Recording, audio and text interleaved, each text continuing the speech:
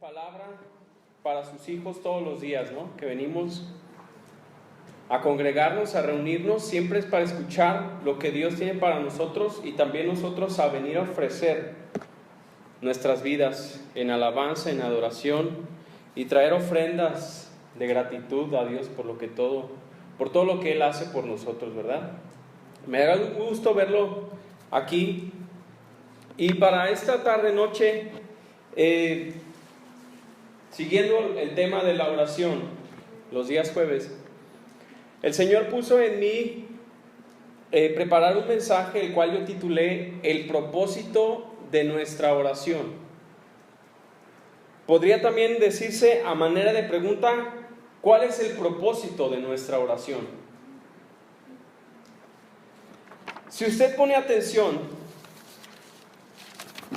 muy detalladamente, se puede dar cuenta que todos los evangelios, los 4 evangelios que están en la palabra de Dios, cada uno de ellos se caracterizan por hacer un énfasis específico en alguna de las facetas de Jesucristo. El evangelio de Marcos muestra a Jesucristo como un siervo, es decir, como un esclavo.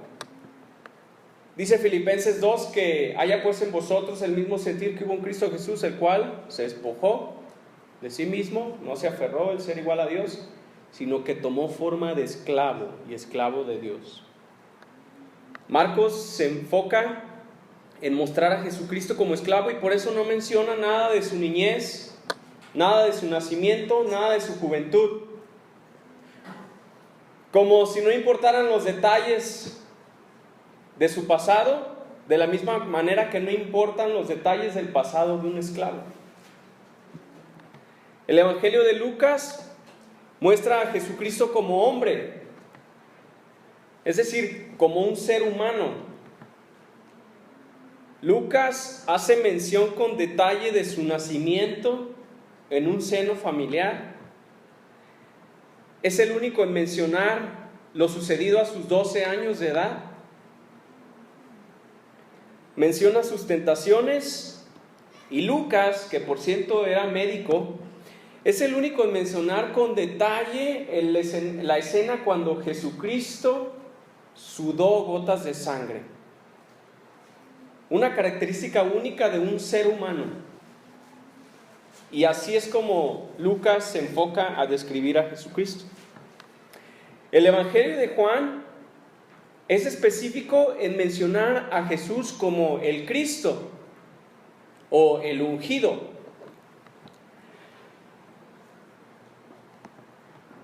Juan 7:31 dice: y muchos de la multitud creyeron en él y decían, el Cristo cuando venga hará más señales que las que éste hace. El verso 46 dice: jamás hombre alguno ha hablado como este hombre. Este de seguro es el ungido. Y Juan 20:30 dice: hizo además Jesús muchas otras señales en presencia de sus discípulos, las cuales no están escritas en este libro, pero estas, las que están escritas, se han escrito para que creáis que Jesús es el Cristo, el Hijo de Dios, y para que creyendo tengáis vida en su nombre.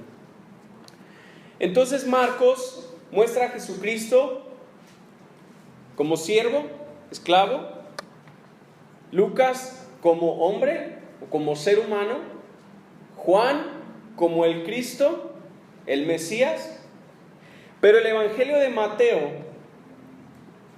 muestra a Jesucristo como rey.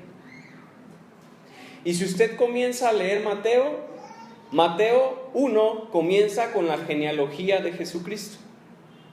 De la misma manera que de un rey se conoce su descendencia y es necesario su linaje para que sea un rey. Además, en Mateo 2:2, los magos del oriente vinieron y preguntaron: ¿dónde está el rey de los judíos que ha nacido? Mateo se caracteriza por mencionar a Jesucristo como rey. Y estos magos también, cuando lo encontraron, se postraron ante él, le adoraron y le ofrecieron presentes, digno de un rey. Este evangelio entonces Tengamos esto en mente, hermanos. El Evangelio de Mateo puede decirse que es el Evangelio donde nuestro Señor Jesucristo, nuestro Rey, nos ha dejado las enseñanzas, los estatutos que deben caracterizar a un habitante de su reino. Le invito a que usted lea Mateo con ese entendimiento y se va a dar cuenta de muchas cosas. En el Sermón del Monte, en Mateo capítulo 5, desde el 5 hasta el 7, Jesucristo da varias enseñanzas. Habla las bienaventuranzas, hace la analogía de la sal de la tierra, de la luz del mundo, la ley, la ira, el adulterio, el divorcio, los juramentos, el amor a los enemigos, la limosna, el ayuno,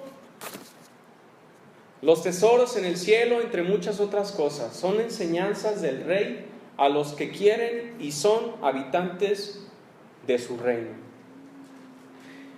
Y una característica imprescindible en un habitante de su reino, y quiero que vaya conmigo, está en Mateo 6, verso 5. Le repito, tenga en mente que Jesucristo es nuestro Rey y nos está dando enseñanzas. Dice Mateo 6, 5: y cuando ores, no seas como los hipócritas, porque ellos aman el orar en pie en las sinagogas y en las esquinas de las calles, para ser vistos de los hombres. De cierto os digo que ya tienen su recompensa.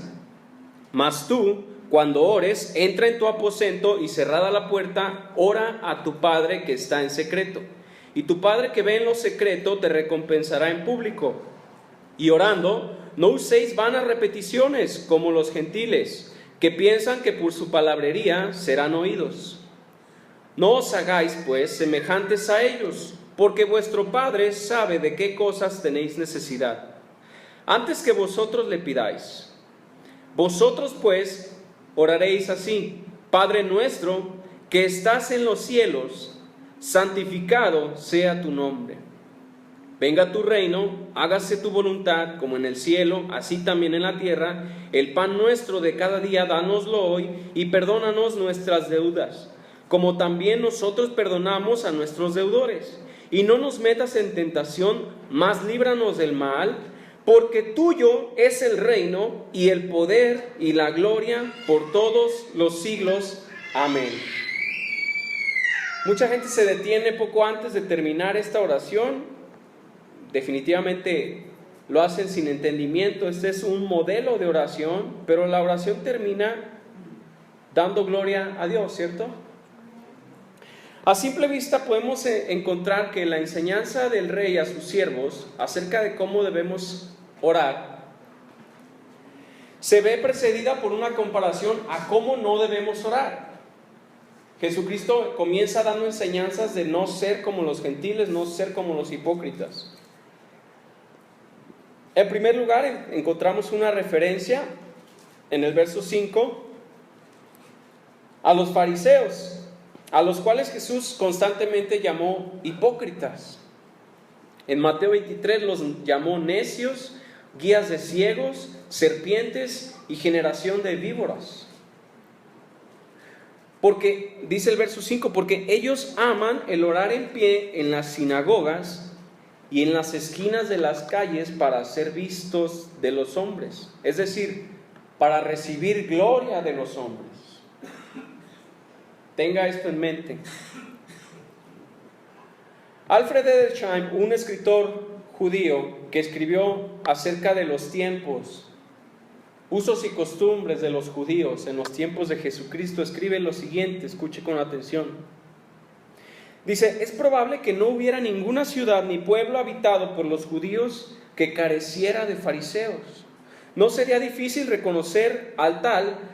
Andando detrás de él, lo más probable era que pronto se detuviera para pronunciar sus oraciones prescritas.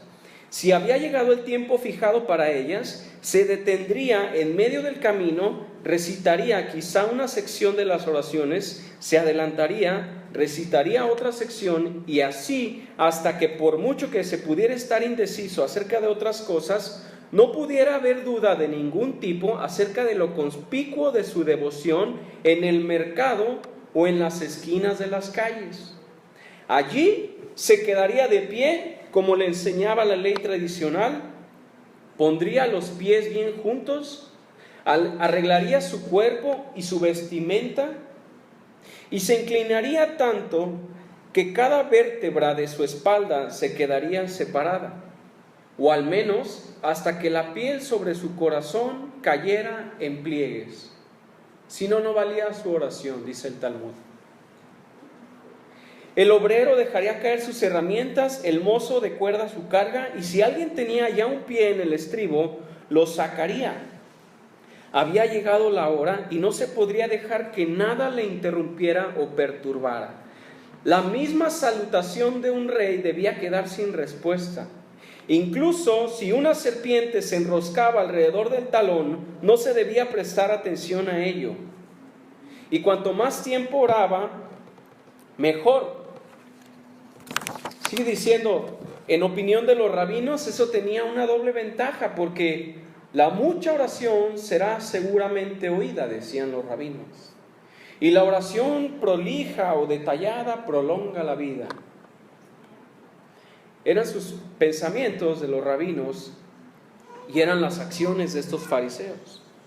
Ciertamente los fariseos lo que buscaban eran ser vistos por los hombres. Oraban en el mercado, en las esquinas de las calles, encorvaban sus cuerpos para que la gente les diera gloria. Dice Jesucristo, no sean como ellos. En segundo lugar, nuestro Rey también nos enseña a no usar vanas repeticiones como lo hacen los gentiles. Dice el verso 7, que piensan que por su palabrería serán oídos.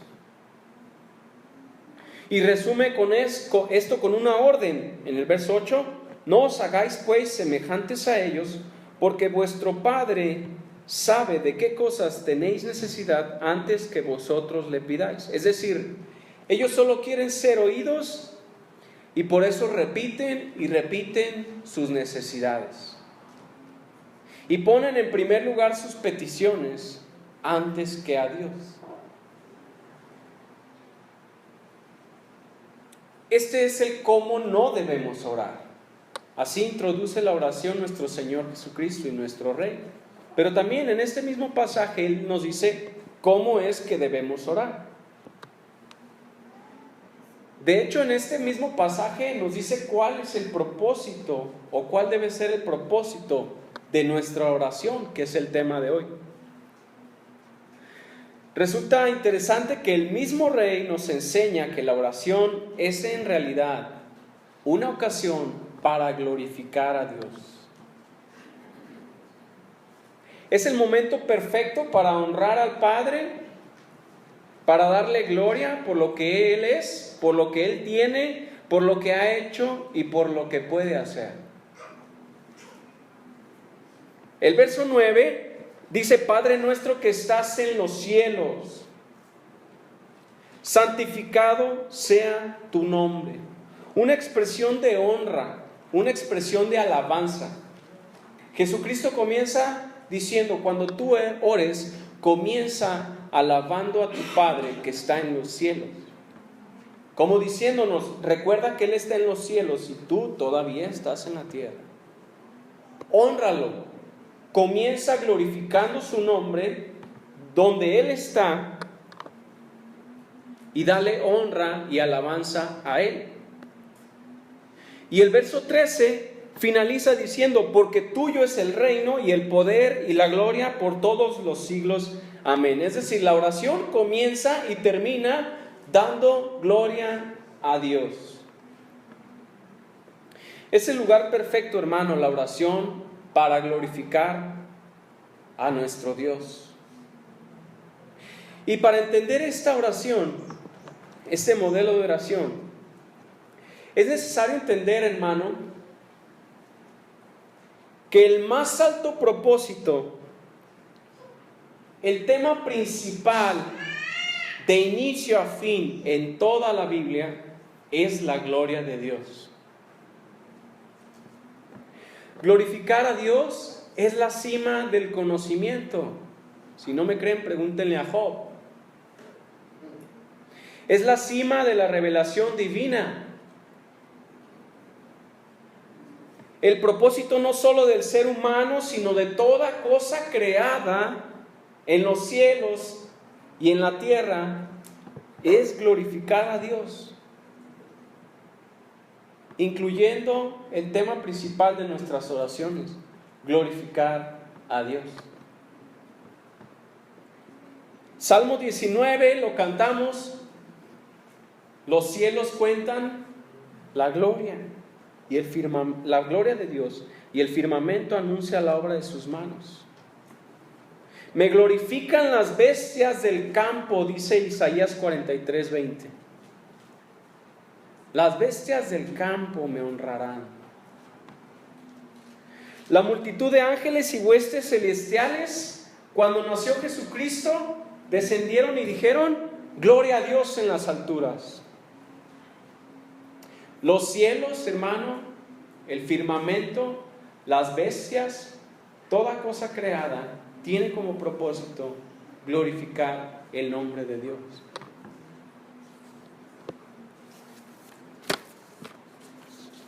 Juan 17:5 nos hace saber que aunque existiera la tierra, ya existía la gloria de Dios en los cielos.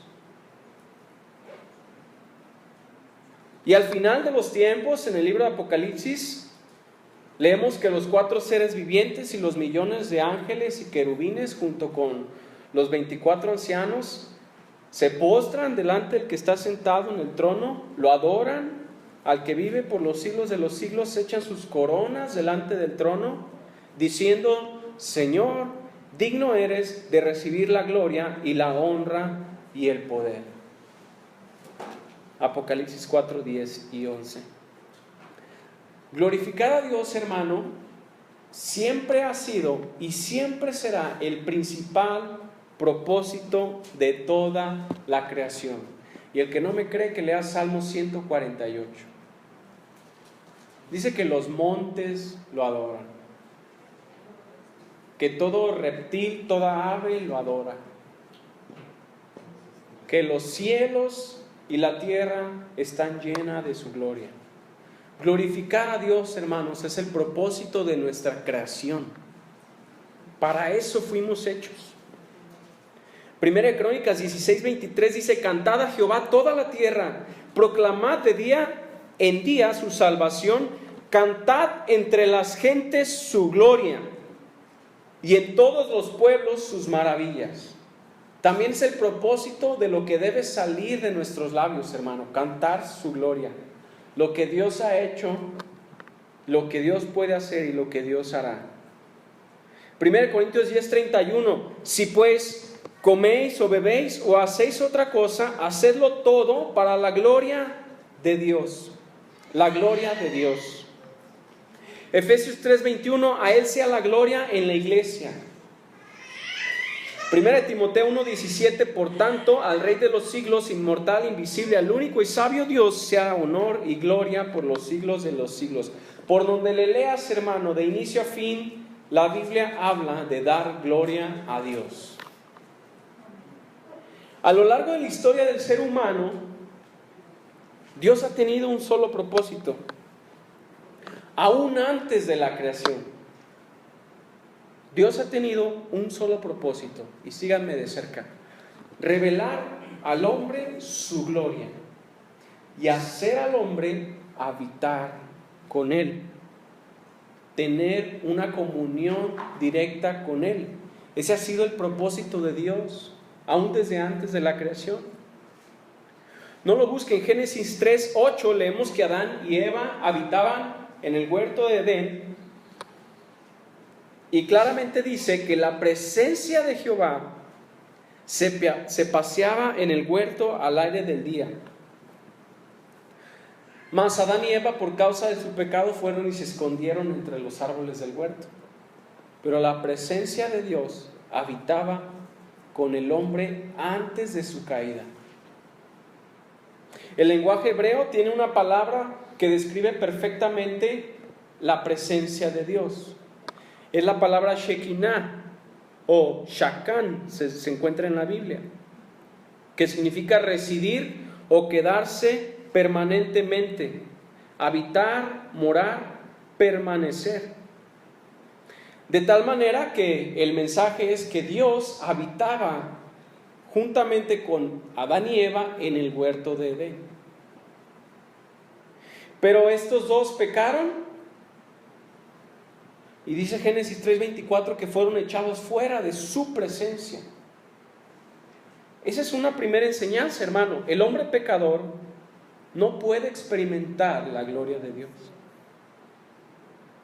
El hombre pecador no puede habitar en su presencia.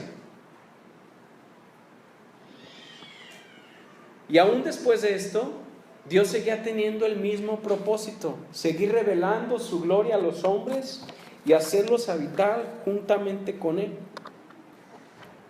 Vaya conmigo por favor a Éxodo 33.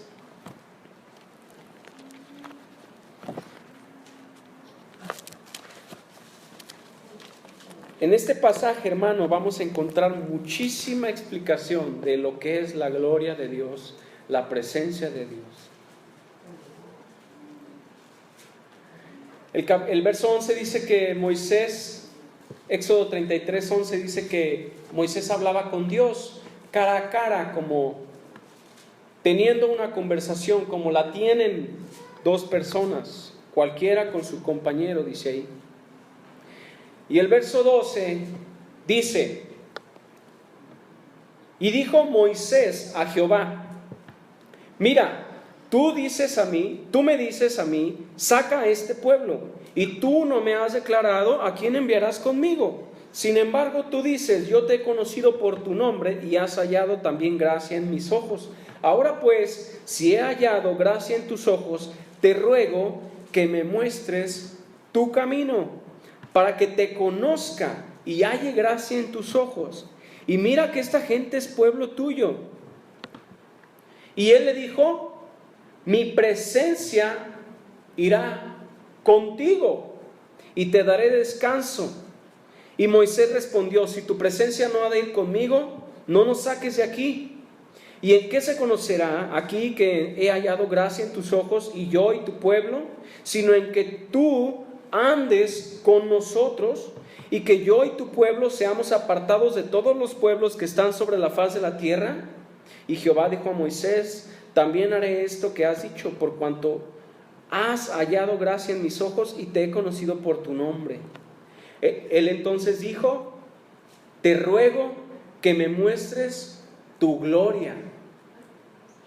Y le respondió, pongan atención: yo haré pasar todo mi bien delante de tu rostro, y proclamaré el nombre de Jehová delante de ti, y tendré misericordia del que tendré misericordia, y seré clemente para con el que seré clemente. Dijo más: no podrás ver mi rostro, porque no me verá hombre y vivirá. Y dijo a Jehová: he aquí un lugar junto a mí, y tú estarás sobre la peña, y cuando pase mi gloria, yo te pondré en una hendidura de la peña y te cubriré con mi mano hasta que haya pasado. Después apartaré mi mano y verás mis espaldas, mas no se verá mi rostro. Entendamos esto, hermano. La presencia de Dios está rodeada por su gloria. Y la gloria de Dios es la manifestación de todo su bien, es decir, de todos sus atributos. Dios está rodeado de su gloria, y su gloria son sus atributos. Y lo que precede a la manifestación de su gloria y su presencia es la proclamación de su nombre, darle gloria. ¿Te das cuenta en el verso 19 que le dijo: yo haré pasar todo mi bien delante de ti, delante de tu rostro? Y le dice también: proclamaré el nombre de Jehová. Y fíjese en el capítulo 34, verso 5, dice: y Jehová descendió en la nube y estuvo allí con él, proclamando el nombre de Jehová. Y pasando Jehová por delante de él, proclamó: Jehová, Jehová, fuerte, misericordioso y piadoso, tardo para la ira y grande en misericordia y verdad, que guarda misericordia a millares, que perdona la iniquidad, la rebelión y el pecado, y que de ningún modo tendrá por inocente al malvado, que visita la iniquidad de los padres sobre los hijos y sobre los hijos de los hijos, hasta la tercera y cuarta generación. Verso 8, entonces Moisés, apresurándose, bajó la cabeza hacia el suelo y adoró. ¿Por qué se postró Moisés, hermano? Porque después de la proclamación de los atributos de Dios, Moisés sabía que después de su gloria venía la presencia de Dios. Y no hay nadie que pueda estar delante de su presencia y seguir vivo. De la misma manera, Elías en 1 Reyes 19 dice que él estaba en el monte Horeb, el monte de Dios, cuando una voz le dijo: sal fuera y ponte en el monte delante de Jehová. Y he aquí Jehová que pasaba, y un grande y poderoso viento que rompía los montes y quebraba las peñas delante de Jehová, pero Jehová no estaba en el viento. Tras el viento un terremoto, pero Jehová no estaba en el terremoto. Y tras el terremoto un fuego, pero Jehová no estaba en el fuego. Y tras el fuego un silbo apacible y delicado.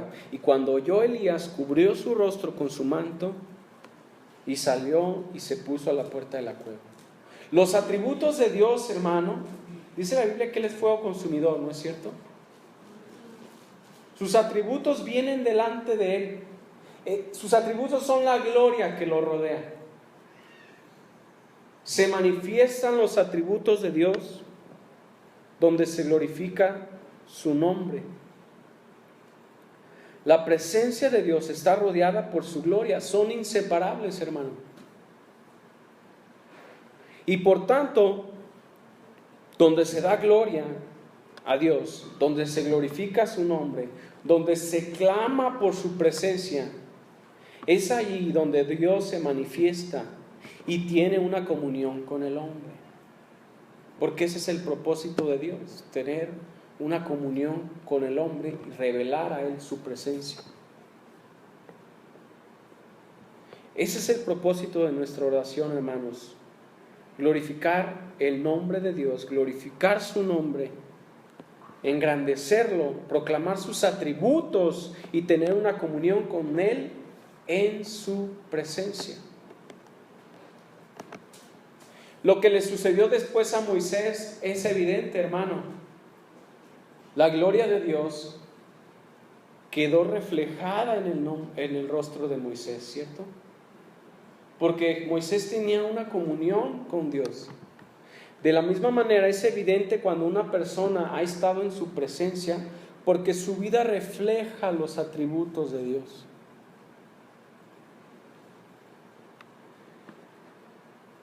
Y después de todos los años, Dios ha seguido teniendo el mismo propósito: revelar al hombre su gloria y habitar, tener una comunión directa con Él. Después, al final en el libro de Éxodo se menciona que Moisés levantó un tabernáculo, el tabernáculo de reunión. Y Éxodo 40:34 dice: y entonces una nube cubrió el tabernáculo de reunión, y la gloria de Jehová llenó el tabernáculo. Y no podía Moisés entrar en el tabernáculo de reunión porque la nube estaba sobre él, y la gloria de Jehová lo llenaba.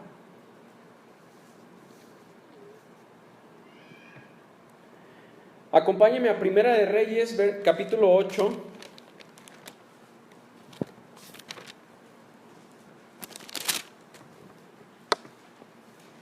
Aquí encontramos la historia de Salomón, que construyó un templo para que en él habitara la presencia de Dios. Y en el verso 10, Primera de Reyes 8:10, dice: y cuando los sacerdotes salieron del santuario, la nube llenó la casa de Jehová. Y los sacerdotes no pudieron permanecer para ministrar por causa de la nube, porque la gloria de Jehová había llenado la casa de Jehová. De igual manera que la presencia de Dios se manifestó en el tabernáculo de reunión para tener ahí una comunión, una reunión de Dios con sus hijos, lo estaba haciendo Dios otra vez en el templo.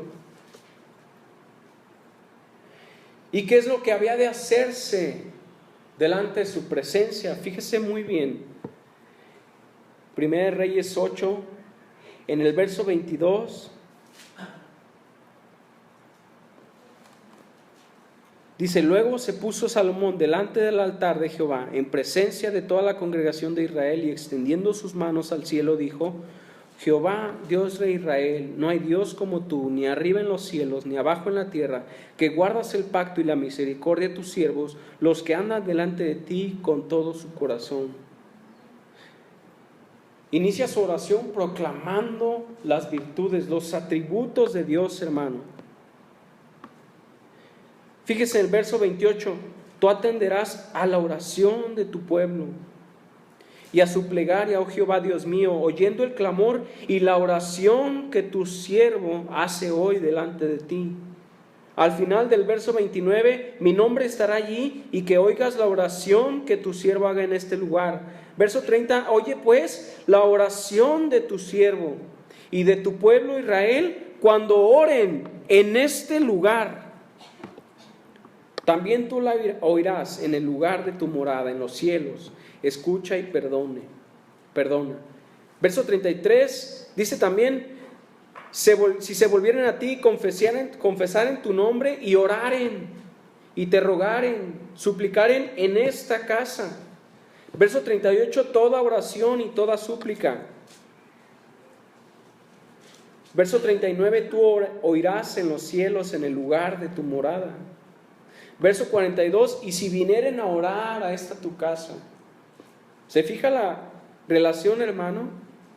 Verso 45, tú oirás en los cielos su oración y su súplica. Verso 47, y si oraren a ti en la tierra. 48, y si oraren a ti con el rostro hacia tu tierra. Hacia su tierra. Todavía en el verso 52, estén puestas atentos tus ojos a la oración de tu siervo. Es decir, hermano, Dios hace habitar su presencia para que ahí el hombre tenga una comunión con Él a través de la oración.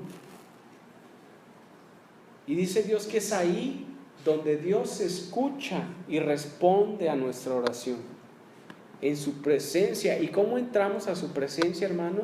Glorificando su nombre.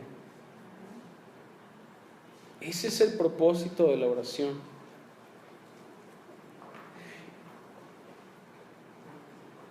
Fíjese en el capítulo 9, verso 3, Salomón terminó de orar, de ofrecer sacrificios, y dice el capítulo 9, verso 3, y le dijo Jehová: yo he oído tu oración y tu ruego que has hecho en mi presencia. Yo he santificado esta casa que tú has edificado para poner mi nombre en ella para siempre, y en ella estarán mis ojos y mi corazón todos los días. ¿Sabes dónde están los ojos y el corazón de Dios, hermano? Todos los días en el lugar de reunión. Es decir, donde se glorifica su nombre, ahí está su presencia. Y Dios ahí escucha la oración de sus hijos. Pero quiero que entendamos, hermano, por qué nuestro Rey, volviendo a Mateo, nos advierte y nos dice: no os hagáis pues semejantes a ellos. Fíjense lo que hicieron, hermano. El profeta Ezequiel, vamos por favor al libro de Ezequiel. El profeta Ezequiel tuvo una visión, y en el capítulo 8 de Ezequiel, Dios le muestra lo que había hecho su pueblo aún después de que Dios hizo habitar en el templo su presencia. Dice Ezequiel 8:6, me dijo entonces, hijo de hombre, ¿no ves lo que estos hacen? Las grandes abominaciones que la casa de Israel hace aquí para alejarme de mi santuario. Dice el verso 9, me dijo luego, entra y ve las malvadas abominaciones que estos hacen allí. Entré pues y miré, he aquí toda forma de reptiles y bestias abominables y todos los ídolos de la casa de Israel, que estaban pintados en la pared por todo alrededor. Verso 12, y me dijo, hijo de hombre, ¿has visto las cosas que los ancianos de la casa de Israel hacen en tinieblas? Cada uno en sus cámaras pintadas de imágenes, porque dicen, no nos ve Jehová. Jehová ha abandonado la tierra. Verso 14, y me llevó a la entrada de la puerta de la casa, que está al norte, y aquí mujeres que estaban ahí sentadas endechando a Tamuz, es decir, cantando canciones tristes al Dios de la primavera. Verso 16, me llevó al atrio de adentro de la casa de Jehová, y aquí junto a la entrada al templo de Jehová, entre la entrada y el altar, como 25 varones, sus espaldas vueltas al templo de Jehová y sus rostros hacia el oriente, y adoraban al sol, postrándose hacia el oriente. Esto es lo que hace el hombre, hermano. Pervierte la gloria de Dios, no la valora y comienza a adorar a las bestias, a los reptiles, hacen de ellos imágenes, hacen de ellos figuras, esculturas, y le rinden a ellos adoración en lugar de dar la adoración a Dios.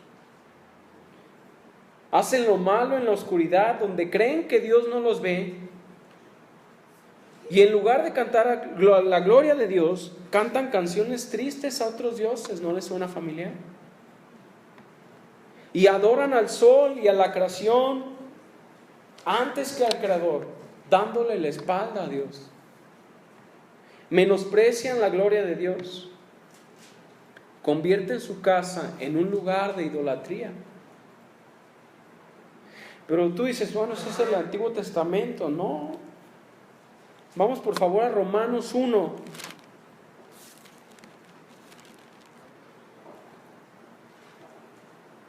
Romanos 1, verso 18, y aquí vamos a encontrar lo que hacen con la gloria de Dios. Dice, porque la ira de Dios se revela desde el cielo contra toda impiedad e injusticia de los hombres que detienen con injusticia la verdad, porque lo que de Dios se conoce les es manifiesto, pues Dios se los manifestó. Porque las cosas invisibles de Él, su eterno poder y deidad, se hacen claramente visibles desde la creación del mundo, siendo entendidas por medio de las cosas hechas, de modo que no tienen excusa. Y ponga atención, pues habiendo conocido a Dios, no le glorificaron como a Dios, ni le dieron gracias, sino que se envanecieron en sus razonamientos y su necio corazón fue entenebrecido, y profesando ser sabios se hicieron necios y cambiaron la gloria de Dios incorruptible, del Dios incorruptible, en semejanza de imagen de hombre corruptible, de aves, de cuadrúpedos y de reptiles. Hermanos, esa es la gran condenación del hombre, que teniendo conocimiento de Dios internamente por su conciencia y externamente por las cosas creadas, no le dan gloria a Dios como Él merece, sino que cambian la gloria del Dios incorruptible en semejanza de imágenes de hombre corruptible, de aves, de cuadrúpedos.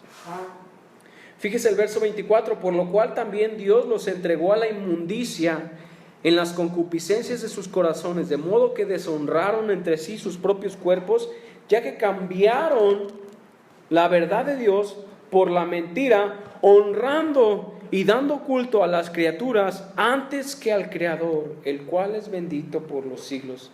Amén. Vaya resumiendo todo, hermano.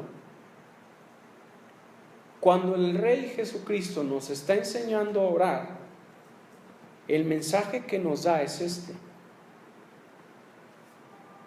tú cuando ores, no te des gloria a ti mismo como hacen los fariseos. No hagas vanas repeticiones, ni pongas en primer lugar tus peticiones, como hacen los gentiles. Tampoco le des gloria a ninguna otra cosa creada, sino tú cuando ores, glorifica el nombre de Dios. Pero incluso, hermano, no fue en el templo la última vez que Dios hizo descender su presencia. Vaya por favor a Juan 1.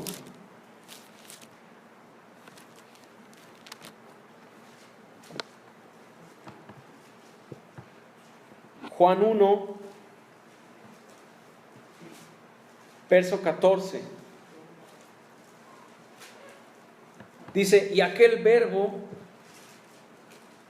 fue hecho carne y habitó entre nosotros. Y ponga atención, y vimos su gloria, gloria como del unigénito del Padre, lleno de gracia y de verdad.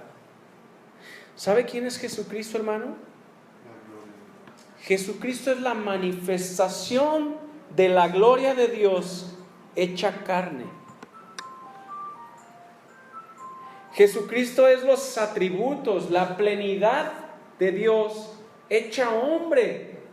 Y dice aquí que vino para habitar entre nosotros. El propósito de Dios cumpliéndose una y otra vez, mostrando, revelando su gloria y queriendo habitar con el hombre. Porque en Él habita corporalmente toda la plenitud de su deidad, dice Colosenses 2:9. Ve al verso 9 de Juan 1. Aquella luz verdadera que alumbra a todo hombre venía a este mundo. En el mundo estaba y el mundo por Él fue hecho. Pero otra vez, hermano, pero el mundo no le conoció. A lo suyo vino y los suyos no le recibieron.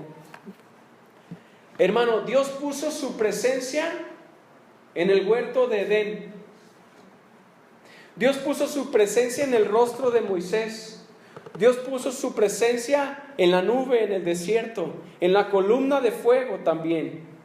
Dios puso su presencia en el tabernáculo de reunión, en el templo de Salomón, siempre queriendo tener comunión con el hombre.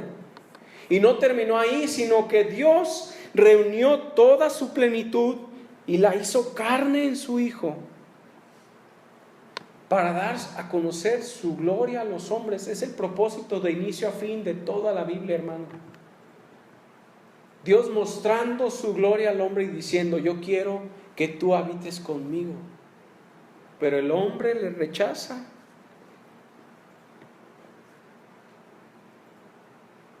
Juan 1:18 dice, a Dios nadie le vio jamás, ni aun Moisés, porque en Éxodo 33:20 dice que nadie puede ver su rostro y seguir vivo.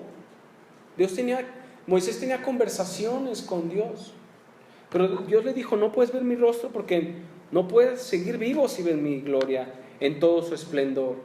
El unigénito Hijo que está en el seno del Padre, Él le ha dado a conocer. Entonces ve entendiendo. Cuando leas Juan, hermano, vas entonces a entenderlo de otra manera.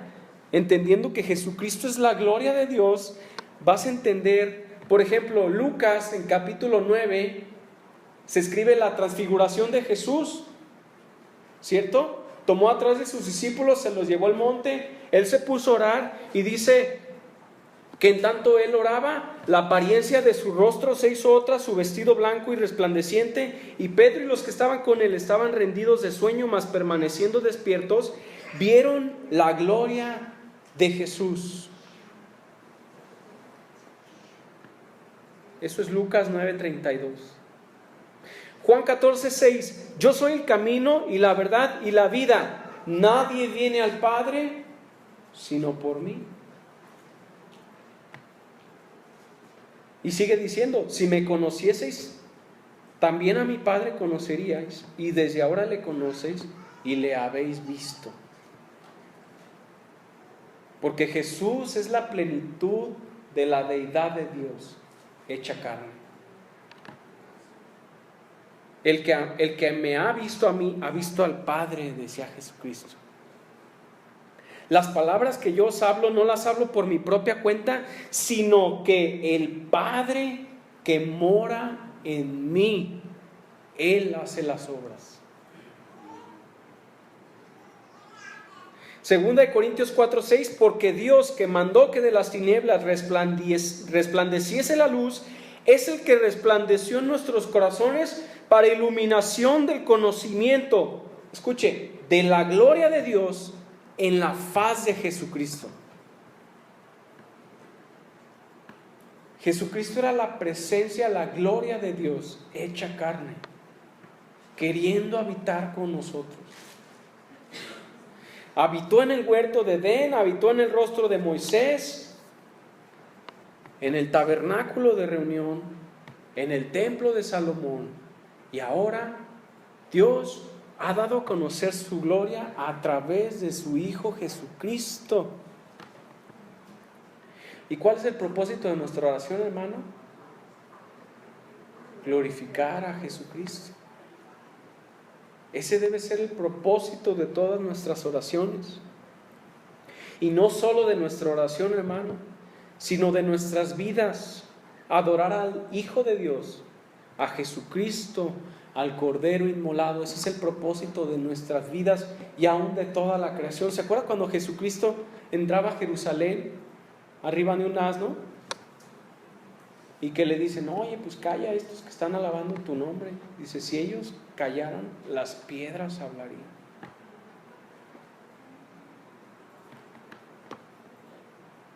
Pero si no lo hacemos, hermano, aquí está la advertencia. Si no lo hacemos y nos damos gloria a nosotros mismos, esto es lo que sucede. En Daniel 4 está escrita la historia del rey Nabucodonosor.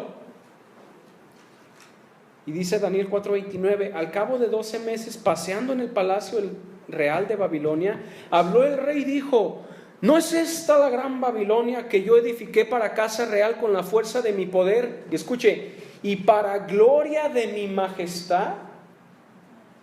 Y fíjese, aún estaba la palabra en la boca del rey cuando vino una voz del cielo y le dijo, a ti se te dice, rey Nabucodonosor, el reino se ha quitado de ti y de entre los hombres te arrojarán y con las bestias del campo será tu habitación y como los bueyes te apacentarán y 7 tiempos pasarán sobre ti hasta que reconozcas que el Altísimo tiene el dominio en el reino de los hombres y lo da a quien Él quiere.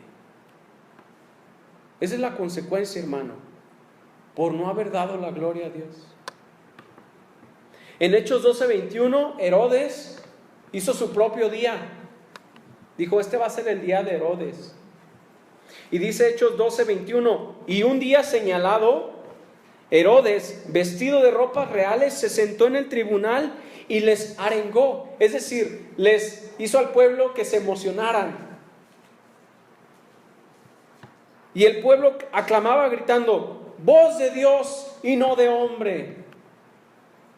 Al momento un ángel del Señor le hirió, por cuanto no dio la gloria a Dios. Y escuchen las consecuencias. Y expiró comido de gusanos.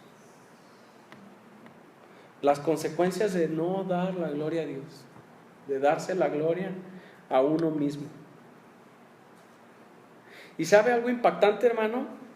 Al final de nuestros días, Apocalipsis 16:9 dice, y los hombres se quemaron con el gran calor y blasfemaron el nombre de Dios que tiene poder sobre estas plagas y no se arrepintieron para darle gloria. El hombre, hermano, dándose gloria a sí mismo. Y ahí están las consecuencias. Nos dice Jesucristo, tú no seas como ellos.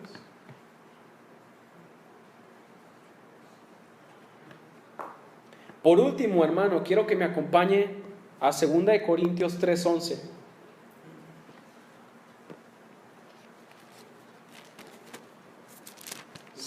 Segunda de Corintios 3,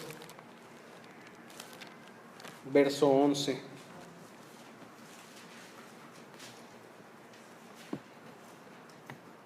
Y vamos a leer con atención. Pablo a los corintios les está diciendo: porque si lo que perece tuvo gloria, está hablando del antiguo pacto, mucho más glorioso será lo que permanece, es decir, el nuevo pacto en Cristo Jesús por el Espíritu Santo. Dice: así que teniendo tal esperanza, usamos de mucha franqueza, y no como Moisés, que ponía un velo sobre su rostro. Vaya entendiendo el contexto, hermano. Moisés ponía un velo en su rostro para que los hijos de Israel no fijaran la vista en el fin de aquello que había de ser abolido. Pero el entendimiento de ellos se embotó, porque hasta el día de hoy, cuando leen el antiguo pacto, les queda el mismo velo no descubierto, el cual por Cristo es quitado. ¿Qué era lo que había en el rostro de Moisés, hermano? La gloria de Dios impregnada en su rostro. Mas, entendámoslo así, el velo es lo que impide ver la gloria de Dios. Y está en aquellos que no han entregado, no se han convertido al Señor. Dice el verso 15: y aún hasta el día de hoy, cuando se lee a Moisés, el velo está puesto sobre el corazón de ellos. Pero cuando se conviertan al Señor, el velo se quitará. Porque el Señor es el Espíritu, y donde está el Espíritu del Señor, allí hay libertad. Entendamos entonces este último versículo en su contexto.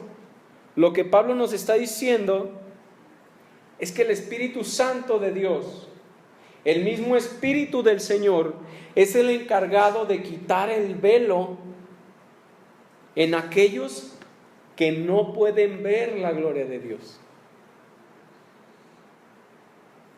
Y les da entonces la libertad a quienes les quite el velo, para ahora poder mirar la gloria de Dios cara a cara, y entonces poder tener una conversación con Dios, poder tener comunión con Dios, poder ver su gloria como lo hacía Moisés. Pero es necesario que se arrepientan, ¿cierto? Que se conviertan al Señor, dice aquí. Pero vean el verso 18. Eso es para los que aún no se convierten al Señor. Pero ve el verso 18: por tanto, nosotros todos, mirando a cara descubierta como en un espejo la gloria del Señor, somos transformados de gloria en gloria en la misma imagen, como por el Espíritu del Señor. A ver, ¿qué es todo esto? Tú dices, la gloria de Dios, Moisés, el velo. ¿Qué es todo esto? Sencillamente, hermano, entendámoslo así. Aquellos que nos hemos convertido al Señor, que hemos sido bautizados por el Espíritu Santo, el velo que nos impedía ver la gloria de Dios nos ha sido quitado. Y entonces, nosotros, cuando nos acercamos al trono de gracia, por medio de la sangre de Jesucristo, podemos entrar a su presencia y con caras descubiertas ver la gloria de Dios. ¿Y cuándo sucede esto, hermano? En la oración. ¿Quién es el que hace todo esto? El Espíritu Santo de Dios.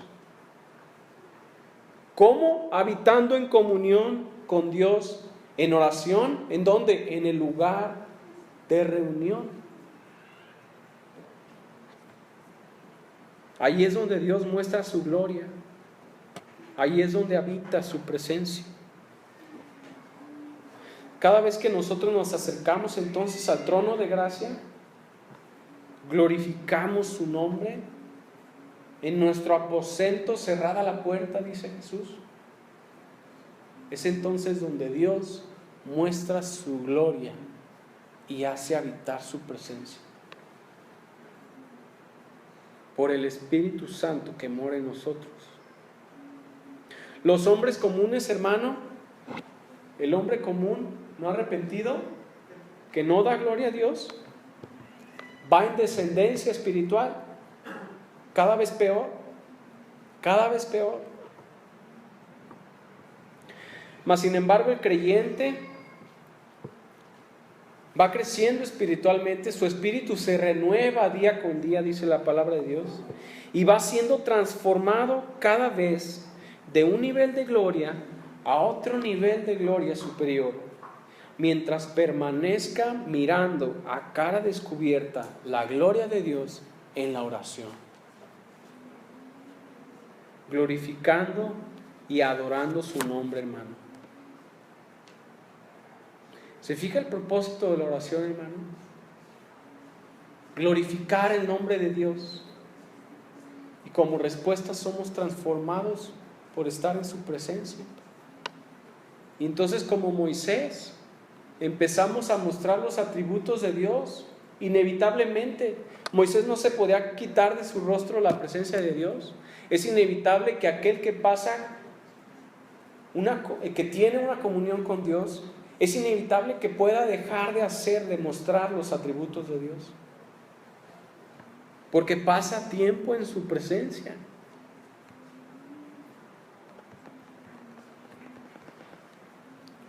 Entonces, hermano, entendamos lo que hay en toda la Biblia. Glorificar el nombre de Dios es el propósito de nuestra oración. Según de Corintios 4:16 dice: por tanto no desmayamos. Antes, aunque nuestro hombre exterior se va desgastando, el interior no obstante se renueva de día en día, porque esta leve tribulación momentaria produce en nosotros una cada vez más excelente y eterno peso de gloria. No mirando nosotros las cosas que se ven, sino las que no se ven, porque las cosas que se ven son temporales, pero las que no se ven son eternas. Nosotros nos debemos mantener como mirando al invisible. Dice Colosenses 1:15, hablando de Jesucristo: Él es la imagen del Dios invisible, el primogénito de toda creación, porque en Él fueron creadas todas las cosas, las que hay en los cielos y las que hay en la tierra, visibles e invisibles, sean tronos, sean dominios, sean principados, sean potestades. Todo fue creado por medio de Él y para Él.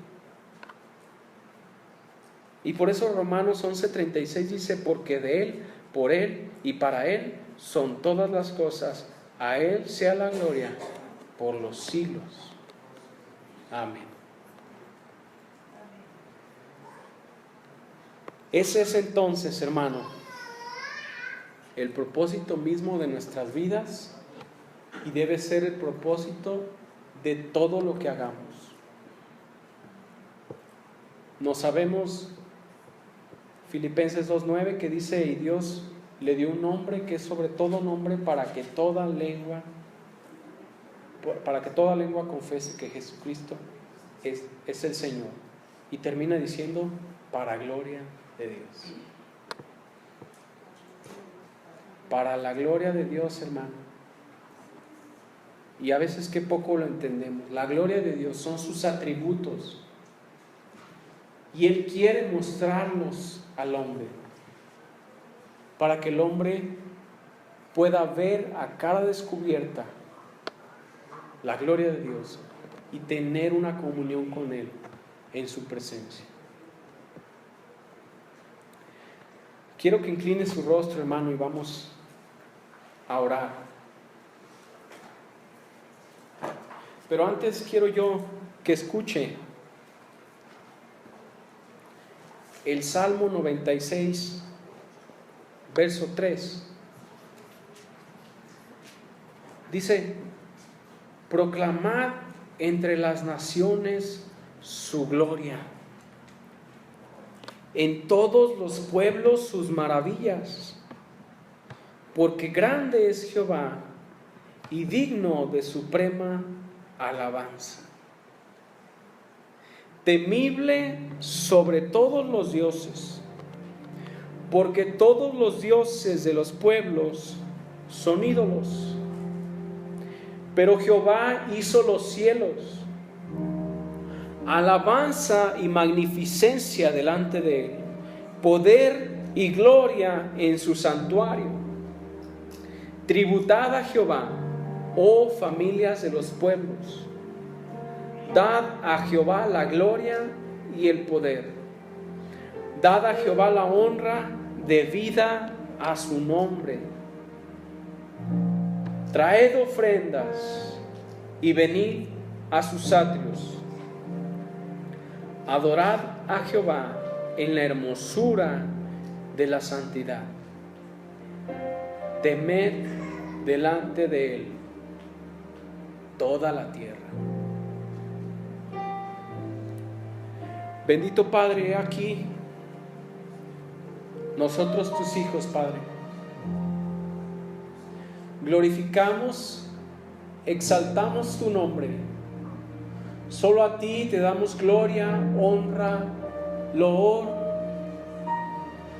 La alabanza de nuestros labios es solo para ti, Padre. A nadie más daremos gloria. Bendito Padre, en el nombre de tu Hijo Jesucristo y por medio de su sangre derramada en esa cruz,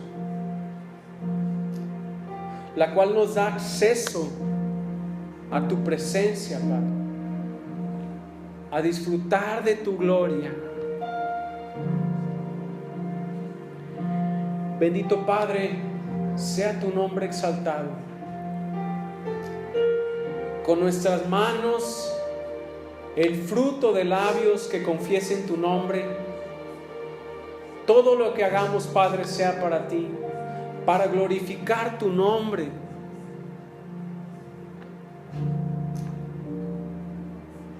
Y aún, Señor, ¿qué habremos de pedir si tú ya conoces nuestras necesidades antes de que nosotros las digamos, Padre? Tú conoces nuestras palabras antes de que salgan de nuestra boca. Bendito sea tu nombre, Señor Dios Todopoderoso. Desde antes de la creación y hasta la eternidad sea exaltado tu nombre, bendito Padre. Sea exaltado tu nombre, Jesucristo. Que todo lo que hagamos te alabe, que todo lo que hagamos te exalte, porque para ti nada hay imposible, Padre. Porque aún tú puedes, Señor, traer carne en medio del desierto. Aún tú, Señor, puedes hacer brotar agua donde no las hay.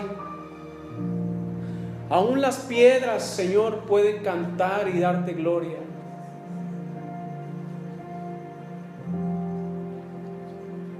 Y porque todos los cielos, Señor, y toda la tierra está rodeada de tu gloria, a ti te adoramos, a ti te exaltamos, Padre Santo.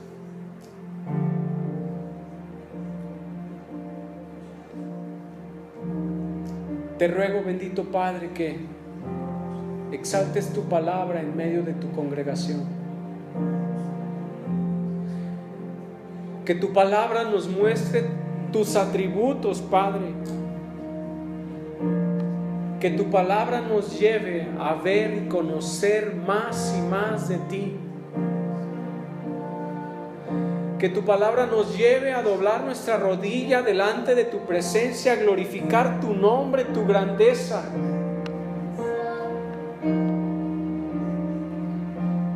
Y que tu presencia, Señor, se manifieste, purificando nuestras vidas. santificando nuestros corazones para poder, Señor, acercarnos al trono de gracia, limpios, Padre, purificados, santificados, y no perecer delante de ti, porque grande es tu gloria, Padre, grande es tu nombre y digno de suprema alabanza. Los cielos cuentan, Padre, tu gloria. La tierra está llena de tu gloria.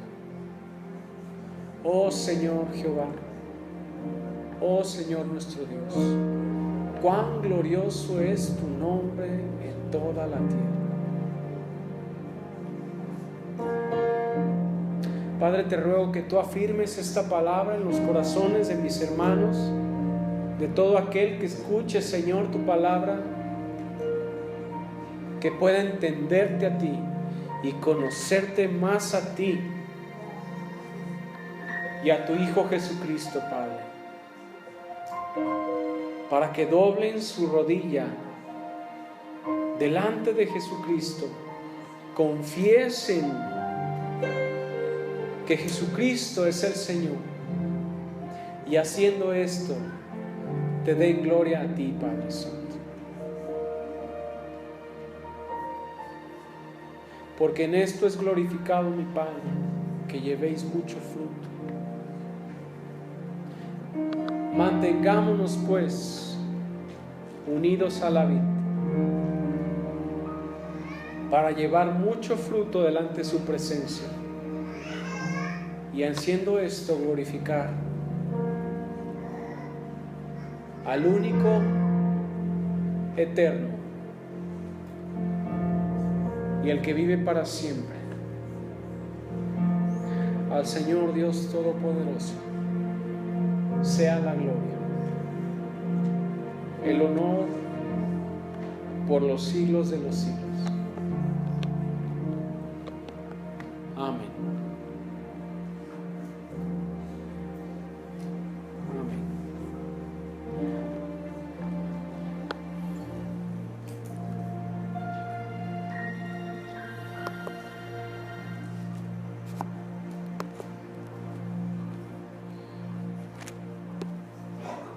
Llévese esta palabra en su corazón, hermano, y entienda el propósito de nuestras vidas, el propósito de nuestra oración: glorificar a Dios. Amén. Bueno.